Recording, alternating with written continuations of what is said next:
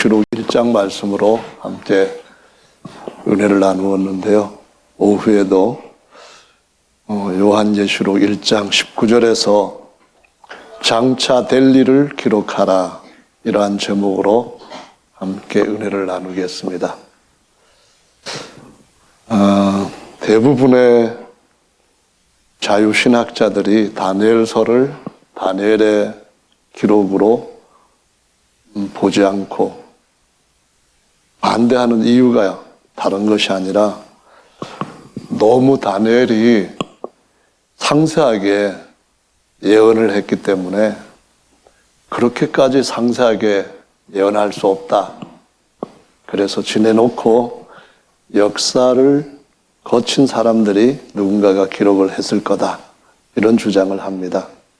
이제 그 반면에 요한계시록은 더 광범위하게, 더 상세하게 기록을 했습니다.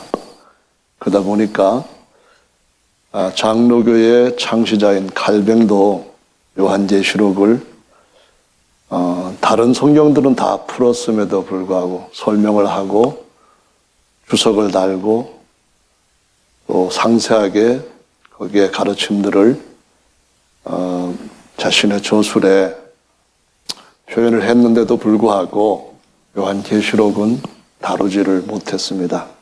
어떤 면에서는 어렵고 어떤 면에서는 장차 일어날 일에 대한 상세한 광범위한 내용이기 때문에 그럴 수밖에 없었다라는 것인데요.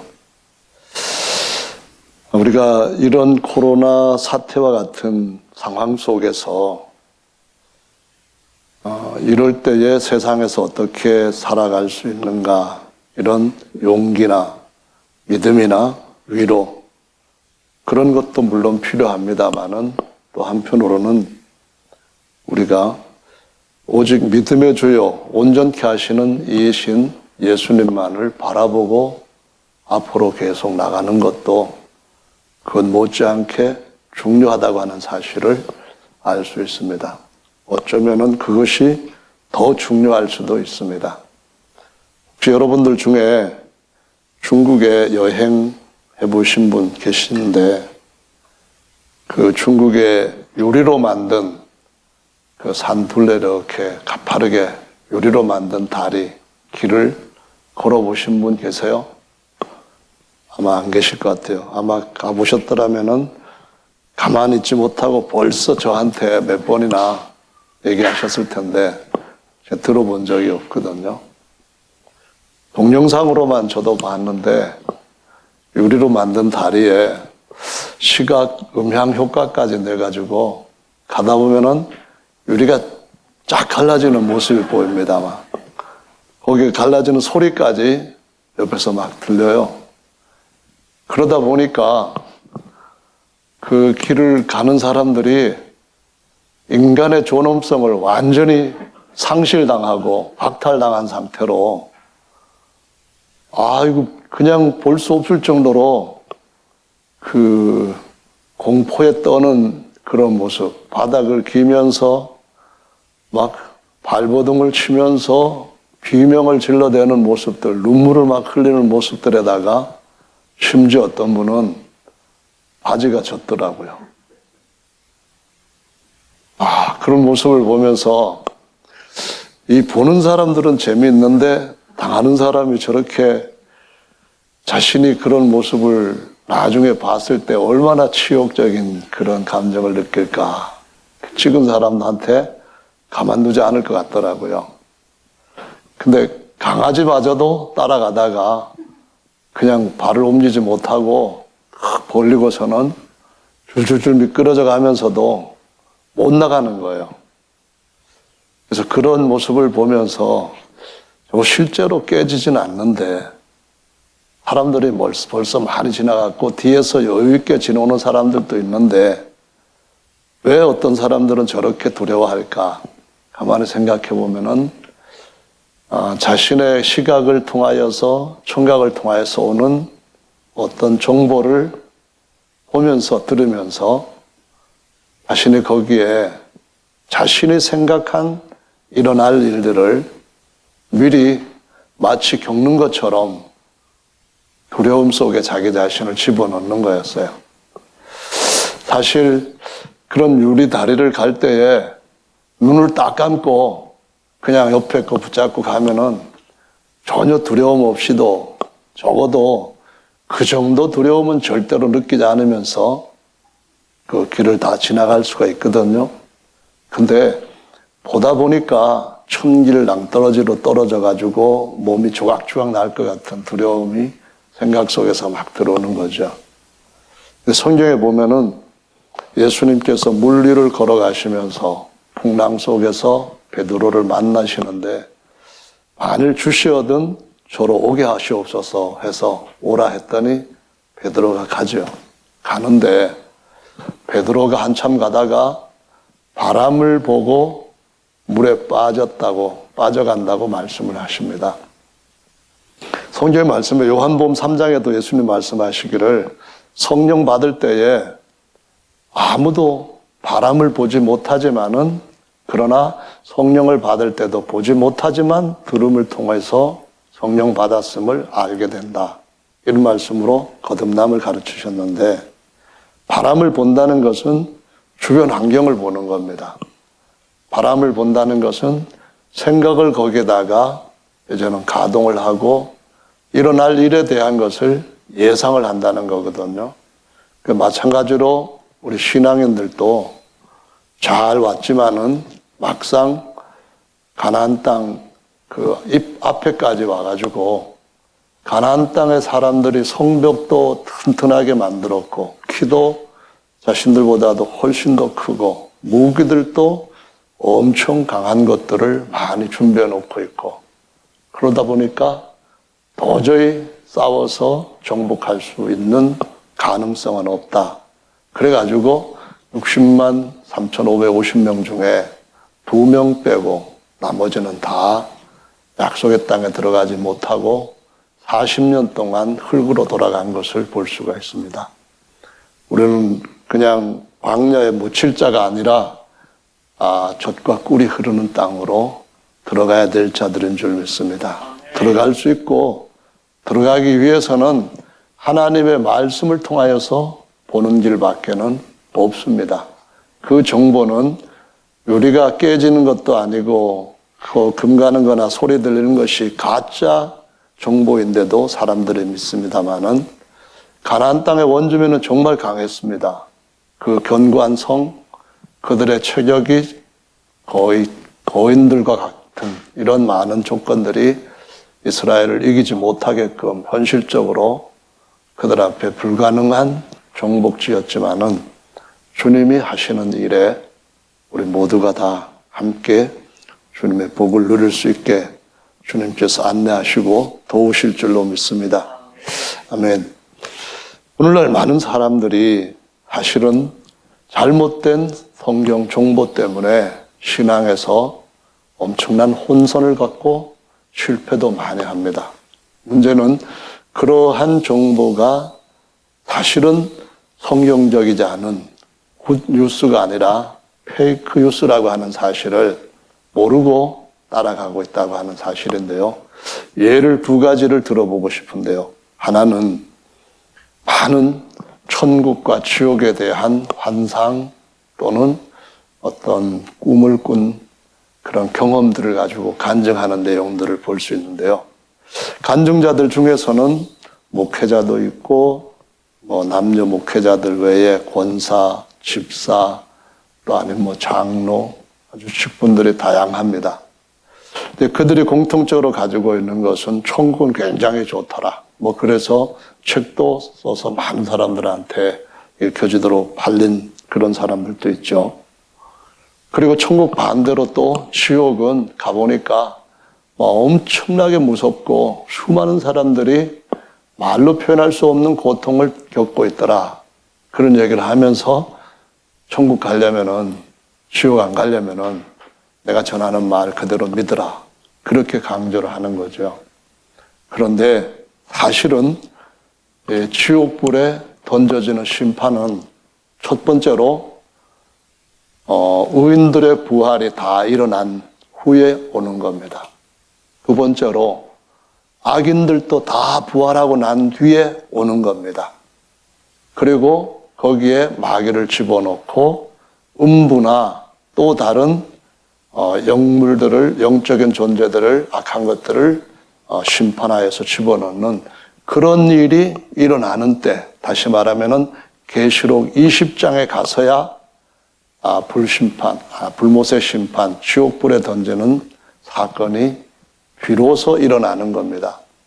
그런데 그런 때가 오기도 전에 오늘날 많은 사람들이 천국에 가 있고, 아니면 천국은 물론 다르지만은 지옥에 가 있다고 하는 간증들을 할 때 뭔가 지금 환상을 보기는 봤어요.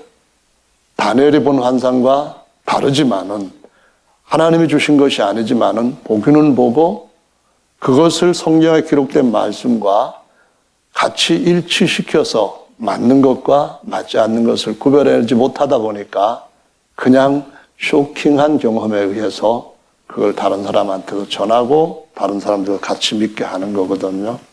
근데 이거는 심각한 문제가 있는 것입니다. 왜냐하면은 정말로 그런 가르침에서부터 첫 단추를 잘못 꿰니까 나중에도 계속 그와 같이 잘못된 것들을 구별하지 않고 그 영이 주는 또 다른 거짓된 정보들을 더 많이 받아들이게 되고 그 정보에 깊이 빠질수록 정보에 대한 더 신뢰를 많이 하게 될 수밖에 없게 되죠. 여러분들이 부동산에 대해서 정보를 많이 갖게 되면은 모르는 사람보다도 거기에 대해서 관심도 많고 거기에 대해서 어떤 재정적인 이익을 얻을 수 있는 기회도 많이 잡을 수가 있습니다. 여러분들이 만약에 또 다른 정보, 주식을 어떻게 하면은 벌 수 있을까, 돈을 벌 수 있을까 하는 타임이라든가 투자한 양이라든가 아니면 어떤 그런 주식의 어떤 것들을 선택을 할 것인가 에 대해서 더 많은 정확한 정보를 가지면 가질수록 다른 사람보다도 거기에 대해서 더 믿을 수 있게 되고 그 일을 행동하게 되는 것과 마찬가지로 거짓된 가르침이 거짓이라는 것을 모를 때에 그렇게 빠질 수밖에 없는 것이고 더욱더 신뢰할 수밖에 없게 되고 특별히 이러한 일에 자신의 모든 생애를 거는 사람들을 보면은 안타깝게도 마음이 정말 하나님 앞에 순수하기 때문에 전폭적으로 하나님을 믿는 거예요. 한 다리는 세상에 두고 한 다리는 교회에다 두고 양다리 걸친 사람들이 아니라 마치 옥토밭과 같이 그 받은 정보에 대해서 한 털끝만큼도 의심이 없이 전적으로 믿는 거예요.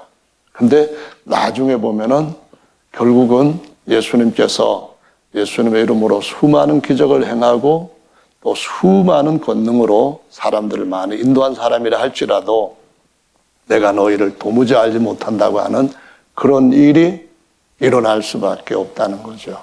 그 대상이 누구냐 하는 것은 말씀을 묵상하고 참 말씀을 찾는 것과 그냥 내가 생각하는 대로 믿고 따른 것과 그 결과가 달라지는 그 태도에서부터 오는 것인 줄로 믿습니다. 그래서 이런 실패가 어디서부터 나오냐 하면은 누가복음 16장에 보면은 하데스라고 하는 헬라어로 우리말로 음부라고 잘 번역을 했는데 영어 성경 중에 킹제임스역 같은 경우는 이걸 하데스라고 하데스를 뭐라고 했냐면은 헬이라는 단어를 썼습니다. 그것이 바로 계시록 20장에서 불못의 심판을 한다, 그 지옥불에 던진다 할 때에 똑같은 그 단어를 쓰는 것인데요. 킹제임스역이 1600년경에 이렇게 번역을 하고 여기에 대해서 좀 더 원래 원어 단어의 의미들을 살피지 않고 다른 사람들은 벌써 부자는 지옥에 가 있네, 그리고 아브라함과 나사로는 천국에 가 있네, 이런 생각을 하는데요. 그때의 그 하데스라고 하는 것은 구약에서 히브리어로 수올이라고 하는 것으로서 구약 성도들은 누구나 예외 없이 예수님의 속죄를 완전히 받은 상태가 아니었고 짐승의 피로 죄를 덮은 상태였기 때문에 죽으면은 음부에 가서 갇혀 있다가 예수님이 오실 때 기다렸던 그 예수를 맞이함으로써 계시록 1장 17절의 말씀에 보시면은 예수님께서 오셔서 음부에 있는 자들도 불러내시기 위한 사망과 음부의 열쇠를 가지고 계시는 분이라는 표현을 쓰고 있는 것을 볼 수 있습니다. 그래서 그들이 음부에서부터 예수님 부활하실 때 이제 나와서 하늘로 데려가심을 받고, 일부는 예수님 다시 오실 때 먼저 부활할 것이다 라고 말씀하시는 것을 볼 수 있습니다. 계시록 19장 안에 19절 오늘 보셨는데 앞에 있는 18절을 보시면은 이렇게 돼 있어요. 곧 산자라 내가 전에 죽었었노라 볼지어다 이제 세세토록 살아있어 사망과 음부의 열쇠를 가졌노니. 그래서 사망에서 풀어내시면은 영원한 생명을 얻게 할 것이고, 음부에서 풀어내시면은 영원한 하나님 나라를 유업으로 얻을 수 있게 하신다. 그런 말씀인데요. 또 한 가지 볼 수 있는 것은 신천지입니다. 새 하늘과 새 땅이라고 하는 것인데요. 이 새 하늘과 새 땅은 20장 다음에 21장에서 나오는 겁니다. 그러면 새 하늘이 되려면, 새 땅이 되려면은 먼저 뭐가 일어나야 돼요? 의인들의 부활이 다 일어나야 되는 겁니다. 또 그 뒤에는 악인들의 부활과 심판이 일어나야 됩니다. 성경에 보면은 의인의 부활과 악인의 부활, 곧 생명의 부활과 심판의 부활이 있다고 구약에서부터 가르치고, 바울도 그와 같은 것을 전하였다고 말씀을 하고 있습니다. 그래서 요한복음 5장에 그런 부활이 말씀되어 있거든요. 그리고 음부까지도 불못에 집어넣어야 된다고 말씀하고 있습니다. 그리고 난 뒤에 뭐가 온다고요? 신천지가 오는 거거든요. 그런데 그런 것들을 전혀 무시하고 지금 자기들이 신천지라고 말하면서 자기들에게 와야 구원을 받는다. 그 중에서도 14만 4천 명이 특별한 백성이 된다고 거짓말로 속이다 보니까 이런 가르침을 6개월 동안 처음에는 복음방에서 가르치다가 신학원에서 6개월 정도는 진짜로 집중적으로 가르칩니다. 그래서 그 대구 신천지교회에서도 현수막에서 보셨던 것처럼 1년에 어마어마하게 많은 사람들이 그 교육을 받습니다. 그 교육은 정말 허접하게 짝이 없고 거짓된 것이고, 한 개인을 숭배하고 또 방법에 있어서도 거짓말하는 것을 모략이라고 하는 완전히 사단적인 방법들을 동원하는 것인데, 그럼에도 불구하고 오늘날 짧은 기간 안에 20몇만 명의 사람들이 거기에 가담해 있습니다. 특히 대학생만 해도 8만 명에 가깝다고 얘기를 합니다.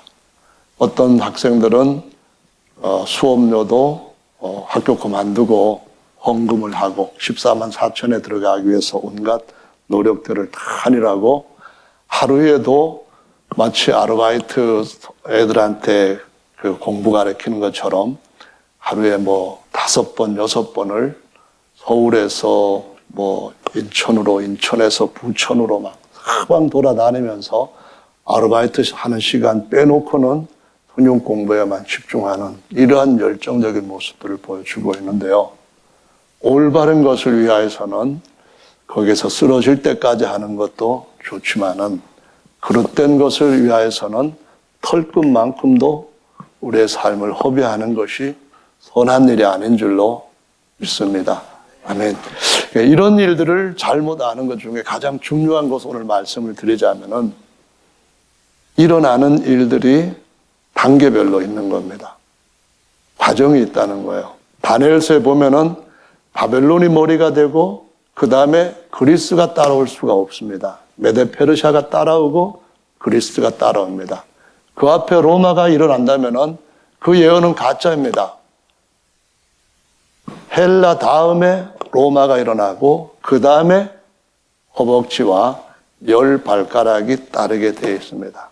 그래서 머리부터 나오는 것이 아니라 꼬리부터 나와야 된다. 그렇게 말을 한다는 것은 이거는 단 1초도 관심을 가질 필요조차 없는 거짓말인 줄로 알아야만 됩니다. 계시록도 마찬가지예요. 제가 한번 시험 삼아 전화를 걸어봤습니다. 전화번호는 010-1234-5678 걸어봤거든요. 어떤 답이 나왔는지 아세요? 아시는 분? 안 해보셨으니까 모를 거 아니에요. 제가 하고 났는데 시험해 보시면 제 말이 진실인지 꾸며낸 얘기인지 아실 수 있을 겁니다. 이 전화번호는 없는 번호입니다. 이렇게 나왔습니다. 그래서 070으로 다시 걸어봤습니다. 070-1234-5678 뭐라고 나올게요? 이 번호는 없는 번호입니다. 이렇게 나왔습니다. 여러분이 만약에 어느 날 그 봄 기운이 마음에 가득 차게 되어서 따뜻한 사랑의 마음이나 그리스도의 마음이 드실 때 전화를 거셔서 저한테 점심 사드릴게요. 어디로 나오세요? 이런 전화 좀 주시면 좋겠습니다. 그럴 때 전화번호는 010-1234-5678 이렇게 하면 안 됩니다. 010-4414-6193입니다. 옛날 번호는 018-414-6193이었는데 010으로 다 바뀌다 보니까 018번호는 이제 쓰지를 않습니다. 마찬가지로 여러분이 누군가 특정인한테 전화를 걸려고 하신다면은 010을 먼저 누르셔야 됩니다. 070 누르면 안 됩니다. 070-4414-6193 하면은 절대로 제가 못 받습니다. 누구 다른 번호가 나올지는 모르지만은 저한테 점심 사주려고 하시는 분이라면은 절대로 010을 눌러주시기 바랍니다. 그리고 6193을 먼저 눌러도 안 되고 4414를 누르셔야 됩니다. 마치 주소를 찾아갈 때에 내비게이션에다가 서울, 그 다음에 관악구, 그 다음에 성현동 이렇게 순서대로 해야만 여기 옛날 번호로, 옛날 주소로 봉천 이동, 관악구 여기가 나옵니다. 그래서 분명하게 다른 시에 걸면 안 되고 다른 시를 찾아서도 안 되는 것처럼 계시록의 말씀은 반드시 그 세 가지가 중요하게 순서대로 정확하게 그 안에서만 이루어지고 다른 데 넘어가도록 해석하면은 잘못될 수밖에 없다는 것을 이해를 해야만 됩니다. 현재 보면은 여러 가지 하나님의 계획, 경륜에 대한 것이 나옵니다. 첫 번째로 보자면은 어떤 것이 있는가 하면은 예를 들어서 말세 내가 모든 육체에게 내 영을 부어주리니 이것이 요엘서 2장 28절부터 32절에 나오는 예언 중에 나옵니다. 근데 이 말세는 다른 어떤 시대와 다른 시대입니다. 예를 들어서 말세라고 하는 것은 길게 얘기하자면 말기 세대라 그런 말입니다. 하나님께서 구속을 위하여서 쭉 일정한 기간을 정하셨는데 그 기간 안에 말기 세대라는 겁니다. 그럼 그 앞에 또 다른 것이 있는데 아담으로부터 시작을 해서 아브라함을 부르실 때까지 이방인과 또는 선민의 구별이 없는 그냥 하나님이 어떤 사람은 의인, 어떤 사람은 악인 다 부르셔서 악인도 회개하고 구원받기를 원하시고 의인도 하나님 앞에 온전한 죄사함을 얻기를 원하시고 영원한 하나님의 후사가 되기를 원하시고 부르시는 그때가 바로 초기 세상이라고 말씀합니다. 그리고 난 뒤에 아브라함을 부르실 때는 아무리 기다려도 아무리 불러도 응답을 안 하죠. 그래서 홍수로 한 10억 이상의 사람들은 다 수장이 되고 8 식구만 겨우 하나님이 건지시는 일을 하십니다. 그 일이 일어나고 난 뒤에도 사람들은 하나님을 자꾸 멀리 하더니만 나중에는 스스로 사람을 신으로 만들어 섬기는 우상숭배, 니므로 시대가 다가오게 됩니다. 창세기 10장, 11장의 기록에 나오는 말씀이에요. 그래서 하나님이 누가 나를 믿을 거냐? 누가 정말 진짜 하나님, 전능하신 신을 섬길 거냐? 그때에 아브라함이 대답을 했습니다. 하나님, 제가 하겠습니다. 그래서 아브라함의 후손들은 선택받은 민족이 되었고 나머지 사람들은 이방인이 된 겁니다. 하나님이 괜히 어떤 민족은 좋아하시고 어떤 민족은 무조건 싫어하시고 그러는 법이 없습니다. 다 하나님께서 부르셨는데 그래도 다 대답을 안 하는 중에 아브라함이 하나님과 제가 약속하겠습니다. 저한테 약속 주신 거 믿고 따르겠습니다. 그랬기 때문에 선민이 된 거거든요.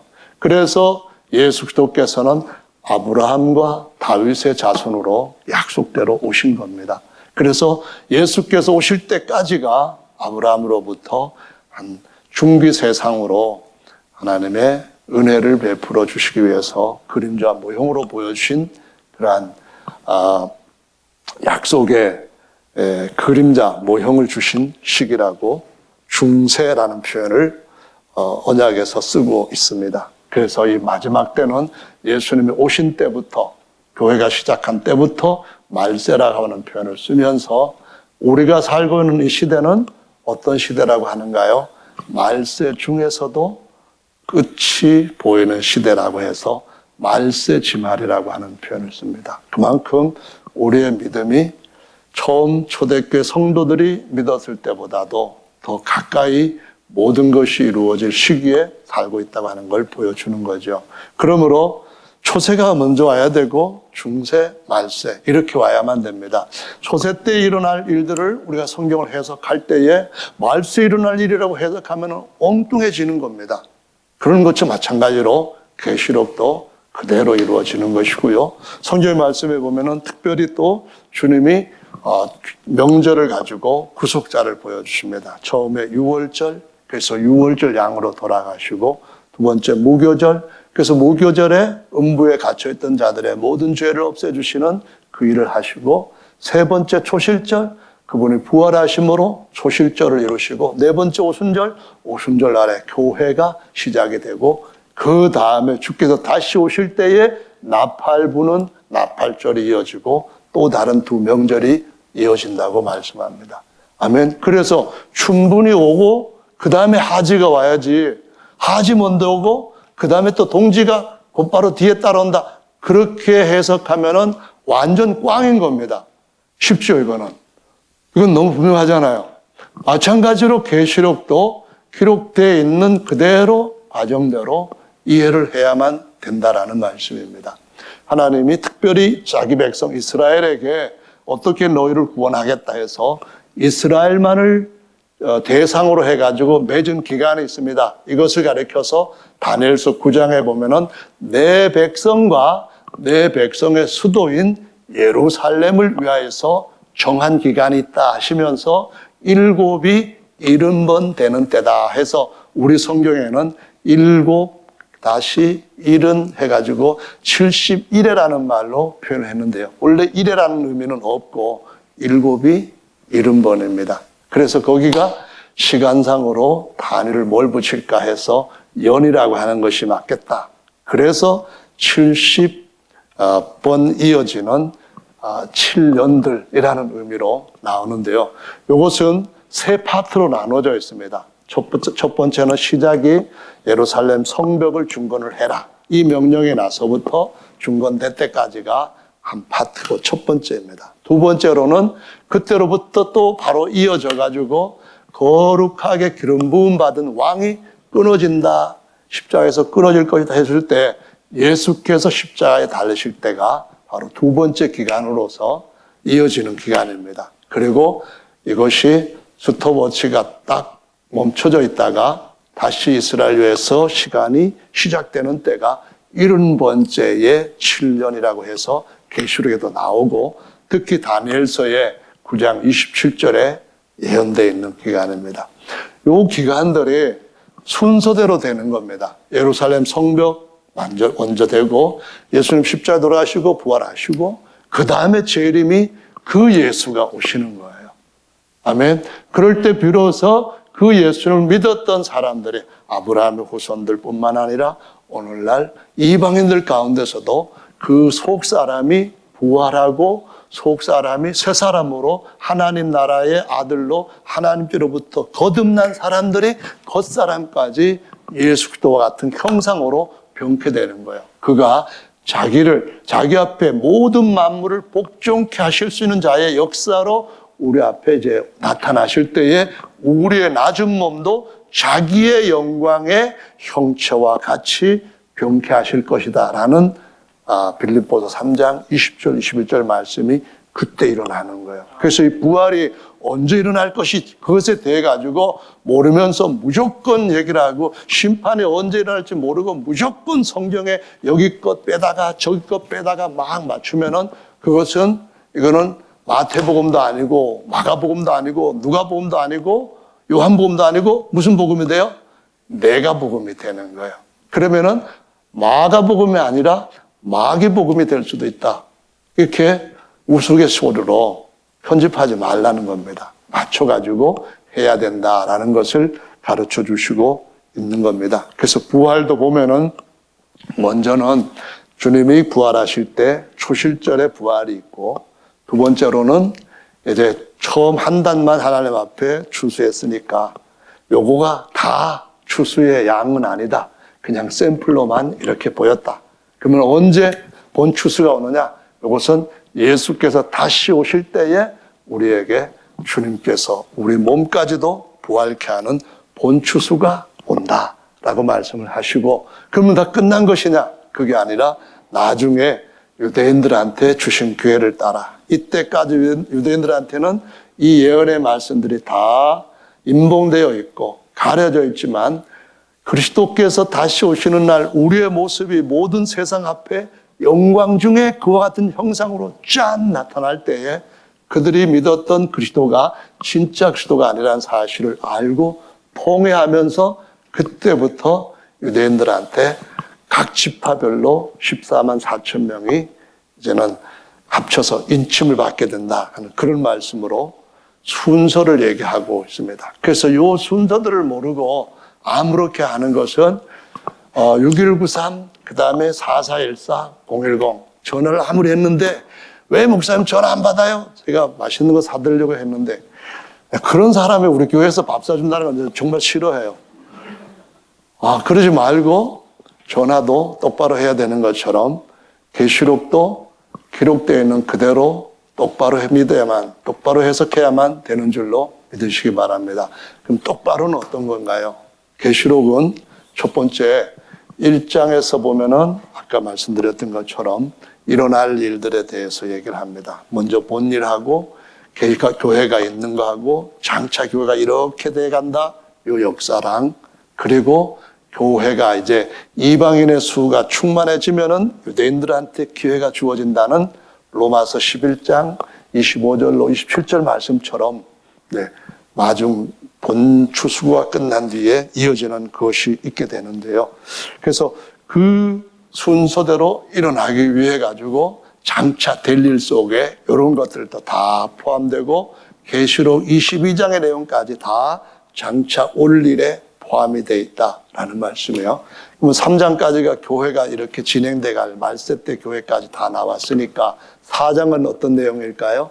4장에 보면은 이제 하늘에서 누가 다시 내 피로 산 내게 속했던 모든 것들을 다시 찾을 수 있는 합당한 주인이냐 이렇게 해가지고 하나님께 예배드리던 그 장소에 이 모습이 쭉 마치 연극처럼 묘사가 돼 나오고 5장에서는 하나님이라 할지라도 피가 없으면은 자신의 것을 값을 주고 다시 사는 구속을 할 수 없으니까 어린 양의 몸을 입으신 예수님만이 하나님이시자 어린 양 되신 그분만이 구속자다 해가지고 5장에는 그분이 인을 떼기 합당한 자로 나오는 거예요.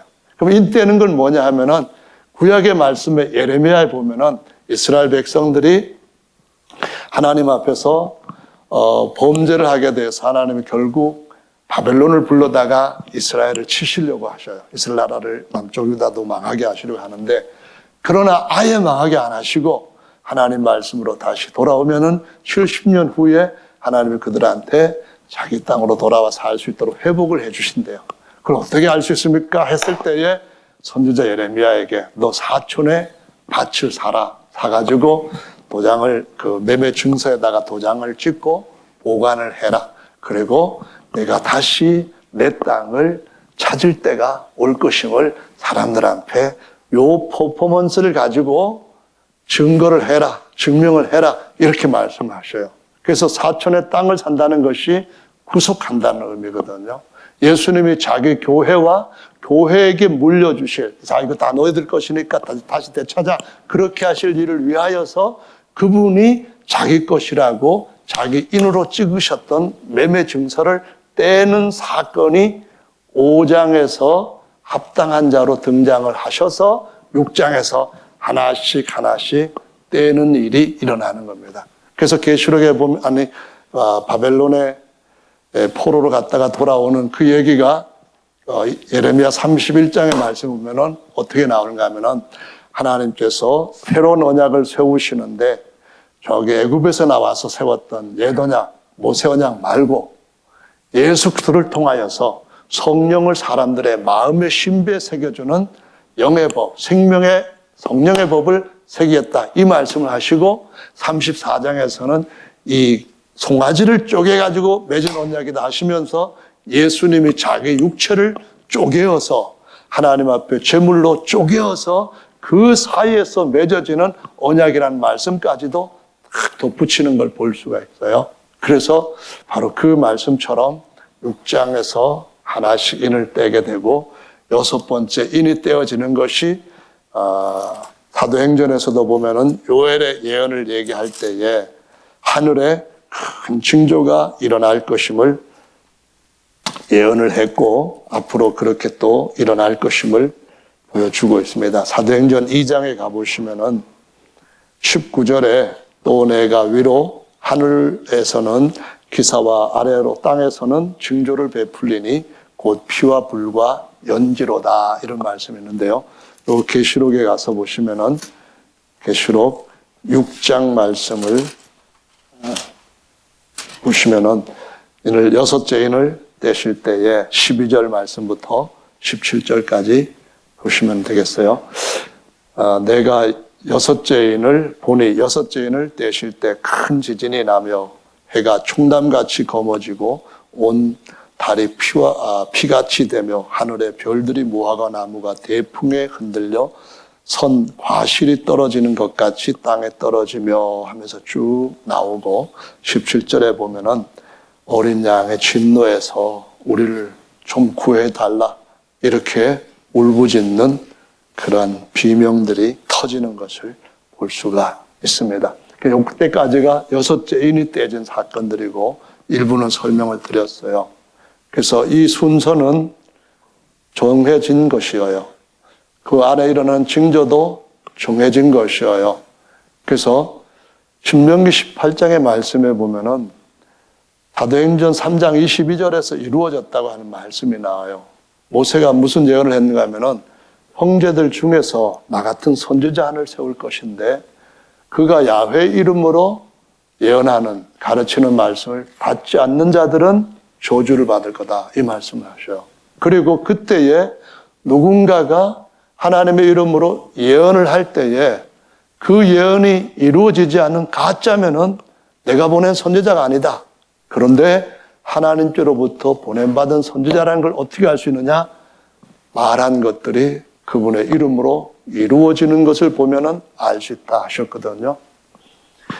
요엘서 2장에서 하신 말씀과 같이 사도행전 2장 16절, 17절 이어지는 말씀에서 뭐라는가 하면은 성령을 받게 되면은 어린 아이라 할지라도 예언할 것이다 라고 말씀을 해요. 너희 자녀들은 예언할 것이요. 무슨 얘기냐 하면은 자녀들이 성령을 받고 이 말씀을 배우고 깨달아지게 될 때에 자녀들이 이렇게 말하는 거예요. 인을 뗄 겁니다. 하나하나 맞게 뗄 겁니다. 이 인을 떼면 이런 사건이 먼저 일어나고 두 번째 인을 뗄 때는 이런 사건이 일어날 것이고 다섯 번째 사건에는 환난 주는 자들에게 환난으로 갚으시는 것이 하나님의 공의고 환난 받는 우리에게는 하나님의 영광으로 돌려주시는 것이 하나님의 공의입니다. 이것을 예언할 것이라는 거예요. 어린 아이라 할지라도. 아멘. 마태복음 21장의 말씀에 보면은 예수님이 예루살렘 성에 입성하실 때에 나중에 예루살렘 성에 오실 것에 대한 모습을 또 한번 그림으로 보여주시는 것이 있어요. 그게 뭐냐면은 젖먹이와 어린 아이의 입으로 하나님 앞에 드리는 찬송을 하나님께서 받으시고 영광을 얻으신다고 말씀하셔요. 호산나 호산나 어린 아이들이 그런다는 거예요. 어린 아이들이 성령 받고 어린 아이들이 장차 예수께서 오시기 전에 이러한 징조들이 일어날 겁니다. 가장 먼저 일어나는 것은 배도가 온 세상을 덮을 것이고, 두 번째로는 세상의 인간적인 사람을 자신이 하나님이라고까지 높이며 엄청난 말의 권세와 실제적인 영적 능력을 나타낼 사람을 메시아로 받아들이고, 그럴 때에 유대인들이 앞장서서 그 일을 할 것입니다. 이 예언을 한다는 말이에요. 이것이 이루어질지 안 이루어질지는 그때 가보면 아는 거예요. 그 아이가 하나님께서 주신 예언을 제대로 하는지 안 하는지는 그때 이루어지는 걸 보면 아는 거예요. 세상에 아무리 하나님의 말씀을 자기 칙을 가지고 바꾸고 자기 마음대로 여기저기 떼다 붙여가지고 거짓된 시나리오를 만드는 사람들이 많다 할지라도, 오직 주의 말씀은 떨어지지 아니하고 천지는 없어질지라도 내 말은 1.1획도 떨어지지 아니하고 다 이룬다는 대로 이루어질 줄로 믿으시기 바랍니다. 그래서 제일 먼저 010 하는 것처럼, 초기 세상 그러는 것처럼 뭐가 먼저 일어나야 돼요? 인들이 6개 다 떨어지는 순서대로 하나씩 눌러지게 되는 줄로 믿으시기 바랍니다. 두 번째, 4414라는 제 번호처럼 7째 인에 7개의 나팔이 들어있어요. 1나팔, 2나팔, 3, 4, 5, 6, 7까지 순서대로 이것이 이루어지는 거예요. 8장, 9장 이렇게 쭉 이 일들이 이루어지는 거예요. 나팔이 울려지면서. 그래서 그 나팔이 6번째까지 떼어지고 7번째 나팔이 딱 울려지게 되면은 그 7번째 나팔 속에 하나, 둘, 셋, 넷, 다섯, 여섯, 일곱 해서 하나님의 진노를 쏟아붓는 대접이 있는 거예요. 그래서 이 말씀들에 반드시 이 순서대로 일어나는 것임을 알고 이것에 맞춰가지고 계시록을 해석하지 않으면은 혼란스럽게 짝이 없고 거짓말로 짜여지게 되고, 이것에 맞춰가지고 한다고 한다면은 그 요한이 보고 묘사했던 것이 2000년 후에 오늘날 것이기 때문에 제대로 묘사가 안 될 수도 있어요. 예를 들어서 2000년 전에 사람들의 핸드폰 들고 다니면서 뭐라고 막 떠들면은 요한이 볼 때에 그때 사람들은 정신이 없어서 아무거나 보고 막 떠들더라. 뭐 뒤에다가 나무떼기 송판 같은 걸 붙들고 막 떠드는데 다른 사람들도 그게 말이 통하더라. 뭐 이렇게 나올 거 아닙니까?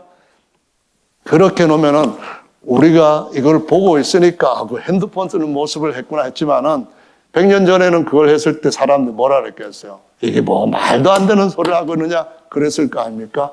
그래서 어떤 식의 묘사가 오늘날 묘사법하고 조금 다를 수가 있어요. 허나 그 결과로 일어나는 것은 간단해요. 쉬워요. 무슨 얘기냐면은 지구촌의 절반이 어떻게 될 것이다. 이건 누가 모를 사람이 있겠습니까? 그 결과가 어떻게 될 것인가?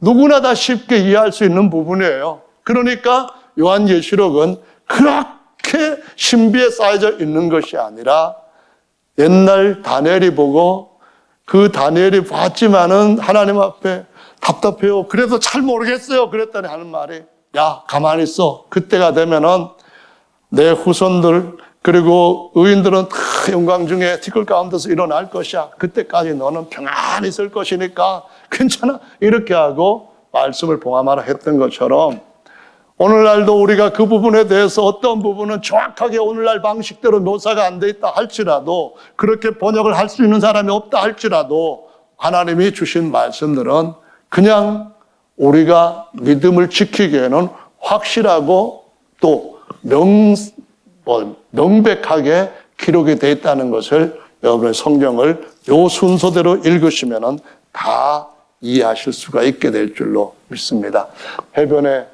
바다에 배들이 다 깨졌다. 그건 무슨 얘기예요? 간단히 그냥 그때 일어나는 사건들을 얘기하고 있습니다. 하나님께서 다시 그를 계시록 19장에서 지상 재림을 통하여서 성도들이 다 같이 부활해서 내려온다 할 때 모든 일들은 그냥 그대로 일어날 것이고, 1000년 동안에 이 왕노릇하는 것도 일어날 것인데, 순서는 16장부터 하나님의 진노가 쏟아지는, 대접들이 쏟아지는 것으로 이어지게 될 겁니다. 우리가 언제쯤 구원을 얻을 것인가? 이 말씀은 적어도 7장에 가서 보면은 아무라도 능히 셀 수 없는 수많은 무리들이 하늘에 올라가서 이미 구원을 얻은 것을 노래했다. 거기 보니까 모든 방언과 백성과 족속 이렇게 했으니까 우리 이방인들도 거기에 포함되어 있는구나. 그럼 나도 거기에 들어갔겠구나. 알 수가 있다. 그런 말씀이에요. 그래서 요 사건이 일어나고 있는데 8장, 9장 일어나는 여러 가지 그 기간이 전 3년 평화조약을 맺은 7년 중에 전 3년 반 안에 일어나는 것이니까 꽤 시간이 걸리는 사건들이에요. 그 말은 무슨 말이냐면은 전 3년 반이 날짜로는 1260일이니까 그 1260일 중에서 7장 뒷부분 8장, 9장까지 일어나는 일들이 우리가 휴거되고 난 뒤에 따라온다 그 말이에요. 그러니까 그 전에 우리가 예수님 공중에 재림하시면 이방인의 수가 충만해질 때에 우리가 그분 앞에 올라가게 되는 때가 바로 이르게 된다는 것을 의미하는 것이고 두려워할 것도 없고 하나님 앞에 진행돼 가는 것이 진짜 그 말이 하나님이 보내신 말씀이라고 한다면은 이루어질 것이고 그렇지 않으면은 안 이루어질 것이니까 주목해서 보는 것으로 말씀에 더 집중하는 것으로 우리의 삶을 계속 지켜가는 것이 필요한 줄로 믿으시기를 바랍니다. 그래서 문제 없어요. 얼마 후에 그 다음에는 이 땅에는 이제 유대인들이 통회하고 돌아올 것이고 유대인들 중에 다 구원받는 것이 아니라 지금 유대인들이 하는 짓들이 워낙 잘못되어 있는 것처럼 3분의 2는 멸절하시고 3분의 1은 구원을 하시는데 불 가운데 집어넣었다가 빼가지고 구원하시는 것처럼 엄청난 시련 속에서 구원을 받게 될 거라고 말씀하시는 거예요. 그래서 14만 4천 명과 두 증인 이들 외에 다른 사람들은 순교를 당하는 아주 처참한 그런 고통을 당하는 걸 통해서 하나님 앞에 부활에 참여하게 될 것이라고 하기 때문에 이런 것들도 아닌 평범하게 주님 섬기는 일, 그 앞에 주님 우리를 언제까지 신원해 주지 않고 자꾸 시간만 세월만 가게 하십니까? 그러는 얼마 정도의 성도들의 고난 있을 수 있지만 환난 받는 우리에게는 하나님께서 안식과 영광으로 갚으신다고 하는 거 기억하시고 이기지 못할 시험은 아예 결제도 안 하신다는 것을 기억하시고 환난을 받을 때에는 피할 수 있는 길도 항상 열어놓으셨다는 걸 기억하시고 두려움 없이 말씀이 정말 그러한가 어린애처럼 말씀을 의지하는 저와 여러분들 되시기를 예수님의 이름으로 축원합니다. 계시록은 첫째인 둘째, 셋째, 넷째, 다섯째, 여섯째까지 순서대로 떼어져야만 됩니다. 일곱째 다시 나팔 1, 2, 3, 4, 5, 6, 7, 8 아니 8까지는 아니고 7까지 순서대로 이루어져야 됩니다. 그 다음에 일곱 번째 나팔이 불어야 그 안에서 대접들이 7가지가 등장을 하게 된다는 것을 기억하시면 됩니다. 이것이 16장까지 다 대접이 쏟아지게 되고 17장에는 뭐가 나오냐면은 음열의 심판이 나옵니다. 하나님의 신부면은 하나님만 예수님만 신랑으로 섬겨되는 거예요. 그런데 예수님 외에 또 다른 2위, 3위 무슨 신랑이 있다고 한다면은 그러면은 한 신랑 섬기는 거 아니에요. 내가 너희들에게 전한 예수는 고린도 후서 11장 2절부터 4절에 한 남편만 섬기는 교회가 될 때에 정결한 처녀가 되고 한 남편 예수님 외에 또 다른 신랑 하나님이 있다고 하면은 이거는 부정한 음녀가 된다는 거예요. 그래서 간음하지 말라 하는 10계명 그 단어는 영적으로 음행하지 말라는 단어와 똑같이 사용돼요. 하나님 앞에서 우리가 한 분 예수님, 하나님이시자 어린 양이신 그 예수님만을 믿으면은 정결한 신부로서 주님 맞이할 수 있을 건데 그렇지 못하면은 음녀가 17장에서 심판을 받는데 음녀한테 뭐도 있냐면은 딸들도 있다라고 말씀을 하셔요. 음녀의 딸들, 큰 음녀의 딸들이 있고 가증한 다른 세상 종교들도 있다라고 말씀하시면서 그 가톨릭 음료가 세상 종교의 어미로서 통합하는 작업을 할 것이라는 거예요. 이것이 바로 오늘날 에큐메니칼 운동이라고 해서 다 같이 하나로 모으는 거예요. 그리고 거기서 나중에 적그리스도를 세우는 일도 할 것이고요. 이런 일들이 일어나는지 안 일어나는지는 여러분이 성경 읽고 세상을 성경 가지고 비춰보시면 알 수 있어요. 예, 제가 하는 말이 지어낸 말인지 하나님께서 어린아이들한테도 자녀들이 예언할 것이었던 했던 말씀처럼 하나님의 분명히 이루어질 말씀인지는 여러분 세월이 답을 해 주실 거예요. 그러니까 그때마다 여러분의 삶을 좀 더 주님 앞으로 가까이 이끌어 가시게 되기를 예수님의 이름으로 축원합니다. 18장에는 완전히 하나님이 얼마나 음료에 대해서 질투를 하시고 분노를 하시는지 완전 진노를 쏟아붓는 내용이 18장 계시록 전체에 나와 있고요. 19장에는 열방 모든 이방인들을 심판하시는 일이 기록되어 있습니다. 그리고 20장에는 1000년 동안 이 땅을 다스리면서 영원히 다스림받을 혈육의 백성들을 번성케 하는 통치가 일어나고 20장 끝에 가서 둘째 부활, 사망의 부활이 오고 그들이 심판을 받고 마귀나 거짓 선지자, 적그리스도, 심지어 음부, 첫째 사망 모두가 다 불못에 심판해버리는 심판이 그때 비로소 일어나는 것이고요. 21장이 되면은 새로운 세상, 새로운 하늘이 옛것과 싹 바뀌고 천지는 없어지겠으나라는 말씀도 그대로 이루어지게 될 것이고 부활 성도들은 영원히 만유 위에서 만유를 발 아래 두고 만유 안에서 왕노릇하되 하나님의 모든 충만으로 영원히 왕노릇하게 되는 그런 새로운 세대가 이어지게 될 줄로 믿으시기 바랍니다. 이것이 22장에 있는 내용으로 그때의 성도들의 이마에도 하나님과 어린 양의 이름이 새겨지게 될 것이고 저들이 세세토록 왕노릇할 것이고 더하는 자나 빼는 자는 예루살렘 성에 참여함도 빼버리고 기록된 진노는 더해질 것이다 라고 말씀을 하시고 있습니다. 그래서 말씀의 순서대로 주님 앞에 이루어지는 것들을 살펴가시기를 바랍니다. 아멘. 아멘. 일곱째인 여기 것 떼다가 다른 데 집어넣는 저 신천지 완전 가짜입니다. 그 다음에 일곱 나팔 이것도 섞어 놓으면은 절대로 주님의 시나리오가 아닙니다. 일곱째 나팔째 속에 7개 대접이 쏟아집니다. 그리고 난 뒤에 계시록 21장에 새로운 하늘과 새 땅이 오게 됩니다. 너무 말도 안 되는 것. 전에 이만희 그 노인 양반도 아니에요. 노인 씨가 우리 교회 와가지고 나는 이씨 왕손의 자손이고 내 이름은 1만 만자의 빛날 희자고 이 이름이 목자들 중에 목자 이름이고 뭐 이런 소리를 하는데 어휴 인내도 이런 인내는 없어요.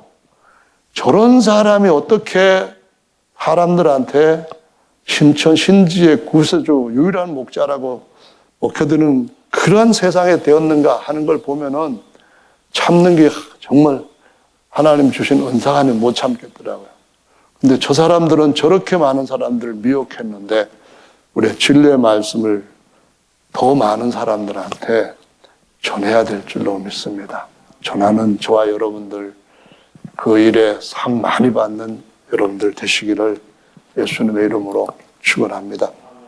그래서 찬송 한 장 같이 하시고 우리 주님